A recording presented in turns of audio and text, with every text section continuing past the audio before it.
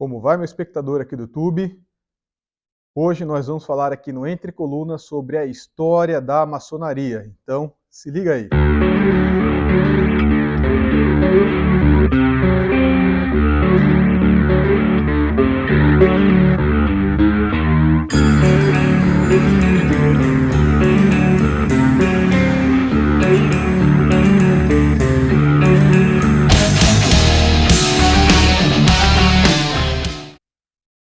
Mais uma vez, bem-vindo. Meu nome é Roberto Sarti Cortes, mestre maçom. E este é o canal Entre Colunas, onde nós iremos conversar sobre a maçonaria de uma forma franca, de uma forma histórica. E é exatamente hoje o ponto desse canal, falar sobre a história. A história da maçonaria é algo que eu digamos que é pouco compreendido mesmo entre maçons e não maçons.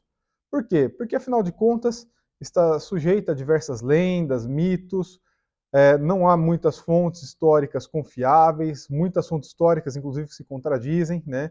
E muitos autores maçônicos do passado não, digamos que fizeram um bom trabalho de esclarecer de fato elementos do que era realmente história e o que era invenção, né? Até por conta da escassez de material. É importante frisar primeiro que quando nós estudamos a história da maçonaria, nós utilizamos dois termos, a maçonaria operativa e a maçonaria especulativa. Hoje a maçonaria, como a conhecemos, essa instituição, de qual eu já expliquei seus objetivos no primeiro vídeo desse canal, é o que nós chamamos de maçonaria especulativa, ou seja, uma sociedade fraternal de homens que buscam um aperfeiçoamento moral e intelectual, através do estudo do simbolismo dos pedreiros e dos construtores da Idade Antiga e da Idade Média. Então é exatamente aí que é o nosso ponto de partida, a Idade Média. Antes de entrar um pouco sobre o que é de fato histórico, vamos falar um pouco sobre as lendas da história da maçonaria. A mais comum, talvez, seria que a maçonaria seria derivada dos Cavaleiros Templários, que após a perseguição do rei Felipe o Belo na França e da Igreja Católica, que condenou os templários por heresia, os templários teriam se utilizado das guildas de pedreiro da Idade Média para se esconderem, conseguir viajar pela Europa, e com isso eles acabariam tendo instruído os pedreiros em iniciações, em cerimoniais. Isso é uma lenda alimentada, inclusive, por um livro chamado Nascidos em Sangue, do escritor J. Robson, que até que tem algumas teorias interessantes, mas carece de fatos históricos. A gente não tem fatos históricos, documentação que comprove que os templários, de fato, ingressaram nas guildas de pedreiro e isso teria dado origem à maçonaria. Também não é verdade, por exemplo, que a maçonaria tenha tido origens lendárias, né, míticas, como a partir da construção do Templo de Salomão, da Arca de Noé, do Antigo Egito, ou mesmo que Adão foi o primeiro maçom. Essa informação, inclusive, consta na primeira Constituição da Grande Loja de Londres.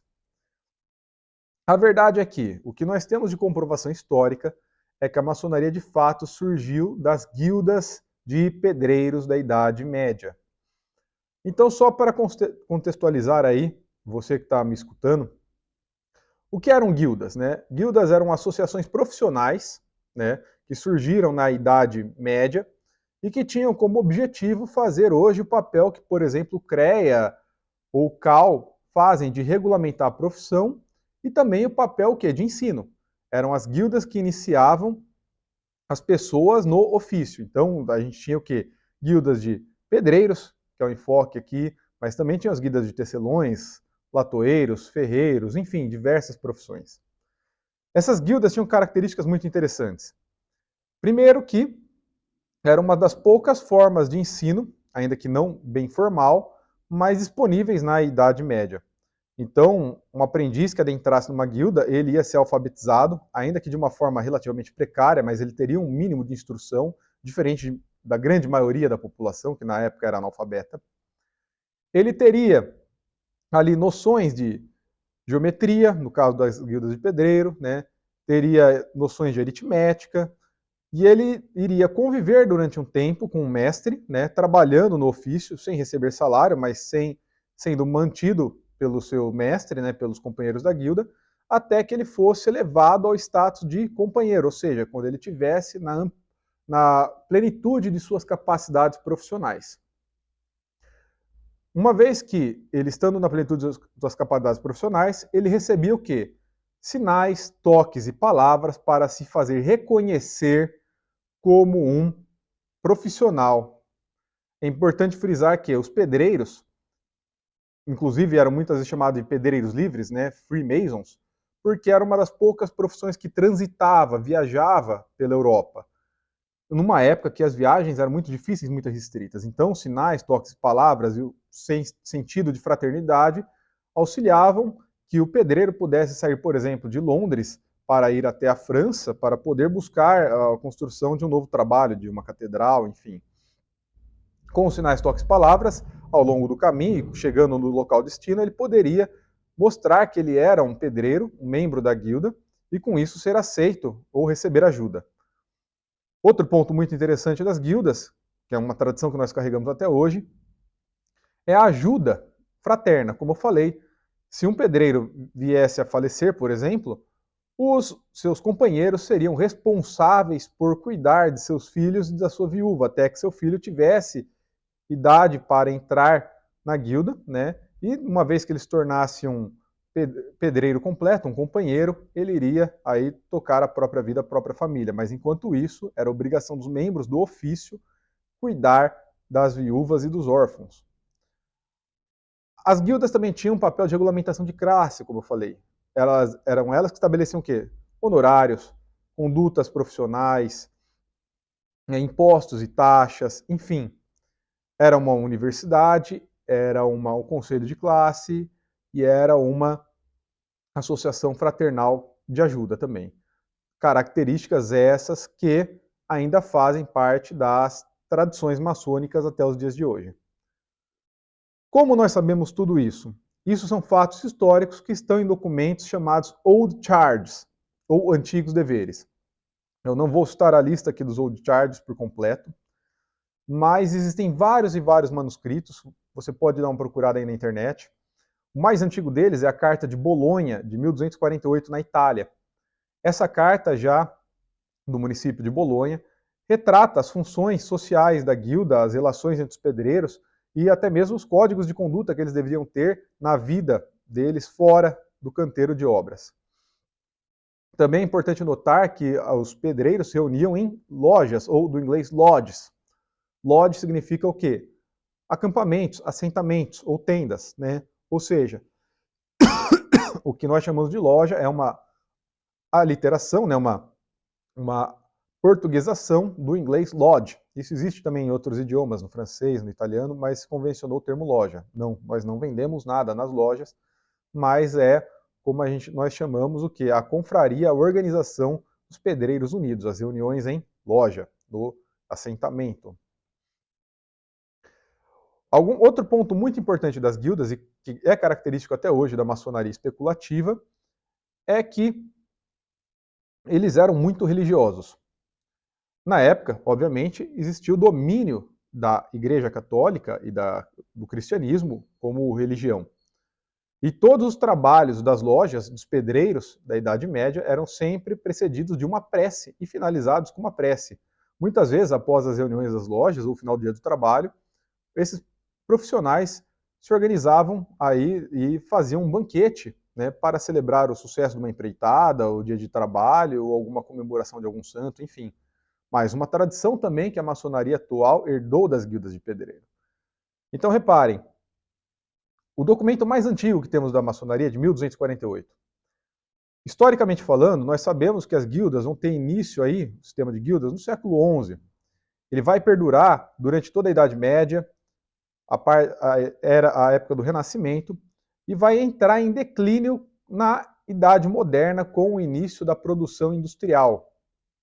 Nesse momento, nós sabemos que a maçonaria também vai sofrer a transição da maçonaria operativa para especulativa, que é onde o quê? Onde a maioria das lojas para de se tornar uma loja meramente de construtores, né, para também ter maçons que não são do ofício da construção, os maçons aceitos.